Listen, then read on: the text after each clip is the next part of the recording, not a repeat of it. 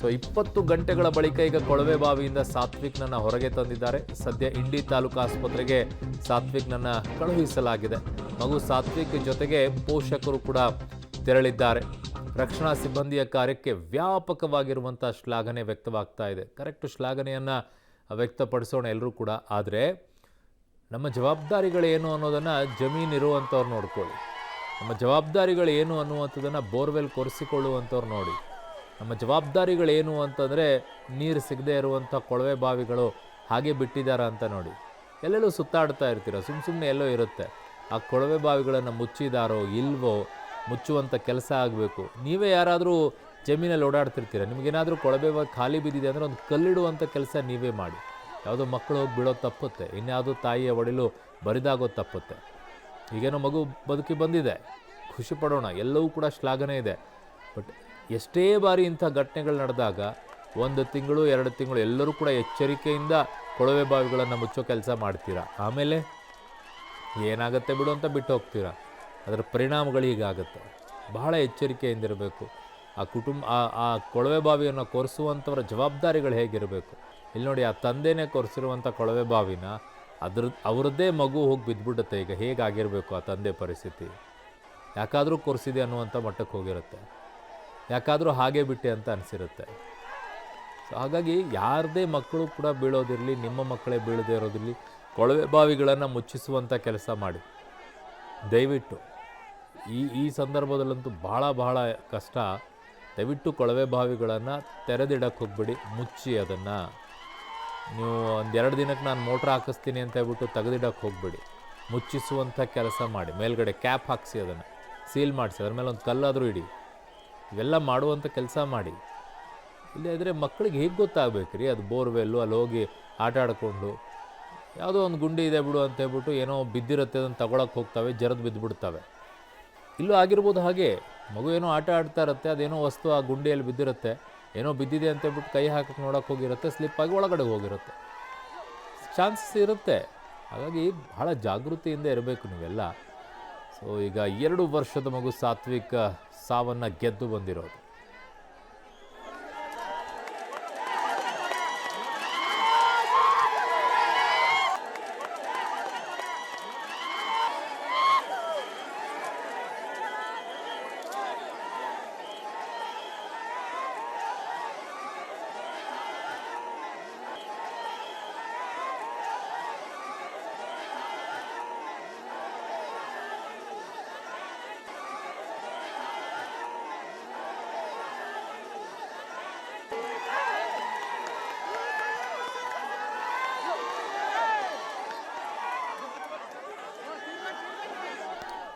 ನನ್ನ ಸಹೋದ್ಯೋಗಿ ಪುರುಷೋತ್ತಮ್ ಕುಲಕರ್ಣಿ ನನ್ನ ಸಂಪರ್ಕಕ್ಕೆ ಸಿಗ್ತಾ ಇದ್ದಾರೆ. ಪುರುಷೋತ್ತಮ್, ಈಗ ಏನೆಲ್ಲ ಅಪ್ಡೇಟ್ಸ್ಗಳು ಬರ್ತಾ ಇದೆ? ಆಂಬ್ಯುಲೆನ್ಸ್ ಮೂಲಕವಾಗಿ ಆಸ್ಪತ್ರೆಯನ್ನು ತಲುಪಿಸಿದ್ರು ಅಂತ ಅನ್ಸುತ್ತೆ. ಏನು ವೈದ್ಯರು ಏನು ಹೇಳ್ತಾ ಇದ್ದಾರೆ ಪುರುಷೋತ್ತಮ್?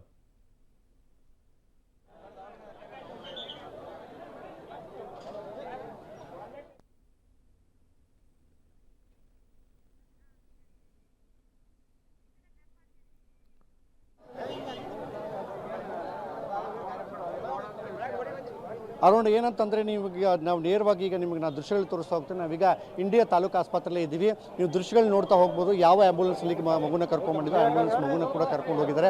ಒಳಗೆ ಏನು ಅಂದರೆ ಈಗ ಚಿಕಿತ್ಸೆಗೆ ಮುಂದಾಗಿದ್ದಾರೆ ಅಂತ ಹೇಳ್ಬೋದು. ಒಳಗೆ ಚಿಕಿತ್ಸೆ ಕೊಡಿಸ್ತಾ ಇದ್ದಾರೆ. ಒಳಗಡೆ ಏನು ಅಂತಂದರೆ ಮೊದಲನೇದಾಗಿ ಪ್ರಾಥಮಿಕ ಚಿಕಿತ್ಸೆನ ಮಗುಗೆ ಕೊಡಲಾಗುತ್ತೆ. ಯಾಕಂತಂದರೆ ಪ್ರಾಥಮಿಕ ಚಿಕಿತ್ಸೆ ಏನಿದೆ ಈಗ ನೀವು ನೋಡ್ತಿರ್ಬೋದು. ಯಾವುದಂದ್ರೆ ಅವ್ರ ತಂದೆ ಹಾಗೂ ತಾಯಿ ಇಬ್ಬರನ್ನೂ ಕೂಡ ಏನು ಅಂತಂದರೆ ತಾಯಿ ಸಮಕ್ಷಮದಲ್ಲೇ ಏನು ಅಂತಂದರೆ ಮಗುವಿಗೆ ಒಂದು ಚಿಕಿತ್ಸೆ ನಡೀತಾ ಇದೆ. ನೀವು ಈ ಚಿಕಿತ್ಸೆ ಏನಿದೆ ಈಗ ಇಲ್ಲಿ ಮುಗಿದ ನಂತರ ಅಂದರೆ ಯಾವಷ್ಟರ ಮಟ್ಟಿಗೆ ಮಗುವಿಗೆ ತೊಂದರೆ ಆಗಿದೆ ಅನ್ನೋದನ್ನು ನೋಡಿಕೊಂಡು ತದನಂತರ ಮಗುವಿಗೆ ಹೆಚ್ಚಿನ ಚಿಕಿತ್ಸೆ ಏನಾದರೂ ಅವಶ್ಯಕತೆ ಬಿದ್ದಲ್ಲಿ ಅದನ್ನು ಜಿಲ್ಲಾ ಆಸ್ಪತ್ರೆಗೆ ರವಾನೆ ಮಾಡಲಾಗುತ್ತೆ. ಅದಕ್ಕೆ ಕಾರಣಕ್ಕಾಗಿ ಏನು ಅಂತಂದರೆ ಎಲ್ಲರೂ ಕೂಡ ಏನು ಅಂತಂದರೆ ಈಗ ವೈದ್ಯಾಧಿಕಾರಿಯ ತಂಡನೇ ಇಡೀ ಜಿಲ್ಲೆಯ ಒಂದು ತಂಡನೇ ಏನು ಅಂತಂದರೆ ಈಗ ಆಲ್ರೆಡಿ ಏನು ಅಂತಂದರೆ ಇಲ್ಲಿ ಬಂದಿದೆ. ಇನ್ನೇನು ಹಿರಿಯ ಅಧಿಕಾರಿಗಳು ಯಶಸ್ವಿ ಒಂದು ಕಾರ್ಯಾಚರಣೆ ನಡೆಸಿದ್ರು. ಎಲ್ಲರೂ ಕೂಡ ಏನು ಅಂತಂದರೆ ಈಗ ಆಸ್ಪತ್ರೆಗೆ ದೌಡಾಯಿಸ್ತಾ ಇದ್ದಾರೆ. ಈಗ ಆಸ್ಪತ್ರೆಗೆ ಎಲ್ಲರೂ ಕೂಡ ಹಿರಿಯ ಅಧಿಕಾರಿಗಳು, ಪೊಲೀಸ್ ಅಧಿಕಾರಿಗಳು ಮತ್ತು ಜಿಲ್ಲಾಧಿಕಾರಿಗಳು ಸೇರಿದಂತೆ ಎಲ್ಲರೂ ಕೂಡ ಬರ್ತಾ ಇದ್ದಾರೆ. ಅಂದರೆ ಏನೊಂದು ಯಶಸ್ವಿ ಅಂತ ಕಾರ್ಯಾಚರಣೆ ನಡೀತು. ಇದು ನಿಜವಾಗ್ಲೂ ಕೂಡ ಎಲ್ಲರಿಗೂ ಖುಷಿ ತಂದು ಕೊಟ್ಟಿದೆ ಅಂತಲೇ ಹೇಳ್ಬೋದು. ಈ ಖುಷಿ ಏನಂತಂದರೆ ಏನು ಅಂದರೆ ಸಾತ್ವಿಕನ ಒಂದು ಸಾರ್ಥಕ ಒಂದು ಕಾರ್ಯಾಚರಣೆ ಆಗ್ತು ಅನ್ನೋದನ್ನು ಕೂಡ ಹೇಳ್ಬೋದು ಅಂತ ಹೇಳಾಗುತ್ತೆ. ಈ ನೋಡ್ತಿರ್ಬೋದು ನೀವು ದೃಶ್ಯಗಳಲ್ಲಿ ಅವ್ರನ್ನ ತೋರಿಸ್ತಾ ಇದ್ದೀನಿ. ಒಳಗಡೆ ವರಿಷ್ಠಾಧಿಕಾರಿಗಳು ಕೂಡ ಇದ್ದಾರೆ. ಅವರು ಕೂಡ ಏನು ಅಂತಂದರೆ ತಪಾಸಣೆ ಮಾಡಲಿಕ್ಕೆ ಏನು ಅಂತಂದರೆ ಅಲ್ಲಿ ಇದ್ದಾರೆ. ನೀವು ನೋಡ್ತಿರ್ಬೋದು ದೃಶ್ಯಗಳಲ್ಲಿ ಯಾವ ರೀತಿ ತಪಾಸಣೆಗೆ ಅವರು ಕೂಡ ಸಹಕರಿಸ್ತಾ ಇದ್ದಾರೆ ಅಂತ ಹೇಳಿ ನೋಡ್ತೀರಿ. ನೀವು ಇಲ್ಲಿ ಕಾಣಿಸ್ತಾ ಇದ್ದಾರೆ, ನಿಮಗೆ ದೃಶ್ಯಗಳಲ್ಲಿ ತೋರಿಸ್ತಾ ಹೋಗ್ತೀರಿ. ಈ ರೀತಿ ಏನಂತಂದರೆ ಇದಾದ ನಂತರ ಇಲ್ಲಿ ಏನು ಚಿಕಿತ್ಸೆ ಆಗುತ್ತೆ, ಈ ಚಿಕಿತ್ಸೆ ನಂತರ ಮಗುವಿನ ಪರಿಸ್ಥಿತಿ ಯಾವುದಿದೆ ಅದನ್ನೆಲ್ಲವನ್ನು ಅವಲೋಕನ ಮಾಡಿಕೊಂಡು ತದನಂತರ ಆ ಮಗುವಿನ ಹೆಚ್ಚಿನ ಚಿಕಿತ್ಸೆಗೆ ಏನಾದರೂ ಕೊಡಬೇಕು ಅನಿಸಿದ್ರೆ ಆಗ ಜಿಲ್ಲಾಸ್ಪತ್ರೆಗೆ ಶಿಫ್ಟ್ ಮಾಡ್ತಾರೆ. ಇಲ್ಲ ಅಂತಂದರೆ ಏನು ಚಿಕಿತ್ಸೆ ಇದೆ ಅದು ಇಲ್ಲಿನೇ ಮುಂದುವರಿಯುತ್ತೆ ಅಂತ ಕೂಡ ಸ್ಪಷ್ಟಪಡಿಸಿದ್ದಾರೆ. ಸದ್ಯಕ್ಕೆ ಮಗುವಿನ ಪರಿಸ್ಥಿತಿ ಯಾವ ರೀತಿ ಇದೆ ಅನ್ನೋದನ್ನು ಕೂಡ ವೈದ್ಯರು ತಪಾಸಣೆ ಮಾಡ್ತಾ ಇದ್ದಾರೆ. ಯಾರು ಪುರುಷೋತ್ತಮ, ಆಚೆ ಮಗುವನ್ನ ತಂದಂಥ ಸಂದರ್ಭದಲ್ಲಿ ಹೇಗಿತ್ತು ಮಗುವಿನ ಪರಿಸ್ಥಿತಿ? ಅಲ್ಲಿರುವಂತಹ ಸಿಬ್ಬಂದಿಗಳು ಏನಾದರೂ ಹೇಳ್ತಾ ಇದ್ರ ಗಾಯ ಆಗಿದ್ದು ಮೈ ಎಲ್ಲ ಪರಿಚಿರುವಂಥದ್ದು ಇಂಥದ್ದೇನಾದರೂ ಆಗಿದೆಯಾ ಏನು ಅಂತ ಹೇಳಿ? ಅಂದರೆ ಸಾಮಾನ್ಯವಾಗಿ ಏನಂತಂದರೆ ಸಣ್ಣ ಪುಟ್ಟ ಗಾಯಗಳಾಗಿದೆ ಹೊರತುಪಡಿಸಿದ್ರೆ ಯಾವುದೇ ರೀತಿ ದೊಡ್ಡ ಗಾಯಗಳೇನವೆ ಅದನ್ನು ವೈದ್ಯರು ತಪಾಸಣೆ ಮಾಡಿ ಇದು ಮಾಡಬೇಕಾಗುತ್ತೆ. ಈಗ ನೋಡ್ಬೇಕು ಇಲ್ಲಿಗೆ ಶಾಸಕರು ಕೂಡ ಬಂದಿದ್ದಾರೆ. ಮೊದಲನೇದಾಗಿ ಸರ್ ಫಸ್ಟ್ ನೋಡಿ ಸರ್ ಯಶಸ್ವಿ ಕಾರ್ಯಾಚರಣೆ ಆಗಿದೆ ಸರ್, ಖುಷಿ ತಂದಿದೆ ಎಲ್ಲರೂ ಕೂಡ. ಏನು ಹೇಳಿ? ನಾನು ಒಂದೇ ಮಾತನ್ನ ಹೇಳ್ಬೇಕಂದ್ರೆ ನಮ್ಮ ಸಿದ್ಧಲಿಂಗ ಮಹಾರಾಜನ ಕರುಣೆ ಆಶೀರ್ವಾದದಿಂದ ಅಸಾಧ್ಯವಾದದ್ದನ್ನು ಸಾಧ್ಯವಾಗಿದೆ.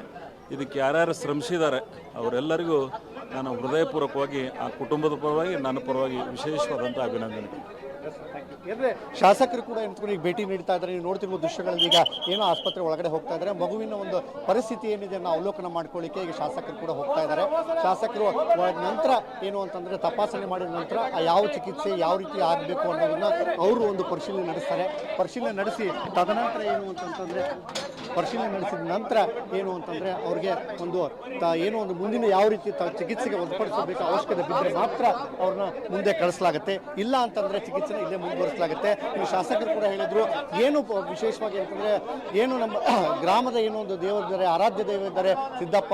ಆ ಸಿದ್ದಪ್ಪ ಮುತ್ಯನ ಒಂದು ಕೃಪೆಯಿಂದ ಪವಾಡದಿಂದಲೇ ಈ ರೀತಿ ಒಂದು ಅದೃಷ್ಟವಶಾತ್ತಾಗಿ ಎಲ್ಲ ಕೂಡ ಬದುಕಿ ಉಳಿದಿದ್ದಾನೆ ಸಾತ್ವಿಕ್. ಇದರಿಂದ ಎಲ್ಲರೂ ಖುಷಿ ತಂದಿದೆ. ಏನು ವಿಶೇಷ ಕಾರ್ಯಾಚರಣೆ ನಡೆಸಿದ್ದಾರೆ ಅವರೆಲ್ಲರೂ ಕೂಡ ಅಭಿನಂದನೆ ಶಾಸಕರು ಸಲ್ಲಿಸಿದ್ದಾರೆ. ಅವರು ಓಕೆ, ಹಾಗೆ ಸಂಪರ್ಕದಲ್ಲಿರಿ. ಪುರುಷೋತ್ತಮ ನಿಮ್ಮ ಹತ್ರ ವಾಪಸ್ ಬರ್ತೀನಿ ನಾನು. ಸೊ ಮಗುವನ್ನು ಈಗ ನೋಡಿ ಅಲ್ಲಿ ಆ್ಯಂಬ್ಯುಲೆನ್ಸ್ ಮೂಲಕವಾಗಿ ಕರ್ಕೊಂಡು ಒಳಗಡೆ ಹೋಗಿರೋದು. ಬಟ್ ಅಲ್ಲ ಹೋದ್ರಲ್ಲ ಅಷ್ಟೊಂದು ಜನ ಏನಕ್ಕೆ ಒಳಗಡೆಗೆ ನುಗ್ಗಬೇಕು? ಕಳಿಸ್ರಿ ಅವ್ರನ್ನೆಲ್ಲ ಪೊಲೀಸರು ಫಸ್ಟು. ಏನು ಒಳಗಡೆಗೆ ಹೋಗಿ ನುಗ್ಗಿ ಅಲ್ಲಿ ಇನ್ನೊಂದಿಷ್ಟು ದಾಖಲೆ ಮಾಡಿ ಅದಕ್ಕೆ ಇನ್ನೊಂದಿಷ್ಟು ಕಿರಿಕ್ ಮಾಡೋ ರೀತಿಯಲ್ಲಿ ಮಾಡ್ತಾರೆ. ಕಳಿಸಿ ಅವ್ರನ್ನ. ಆ MLA ಜೊತೆಗೂ ಹೋದ್ರೆ MLA ಒಬ್ಬರು, ಅದ್ರ ಜೊತೆಗೆ ಒಂದು 8-10 ಜನ ಒಳಗಡೆಗೆ ನುಗ್ತಾರೆ. ಏನಕ್ಕೆ ಅಷ್ಟೊಂದು ಆಸ್ಪತ್ರೆ ಒಳಗಡೆಗೆ ಹೋಗಬೇಕು? ಯಾಕೆ ಬಿಡ್ತೀರ ಅವರನ್ನೆಲ್ಲ? ಶಾಸಕರು ಹೋಗ್ಬೇಕಾ? ಹೋಗಿ ಅವ್ರ ಜೊತೆಗೆ ಒಬ್ಬರನ್ನ ಕಳಿಸಿ.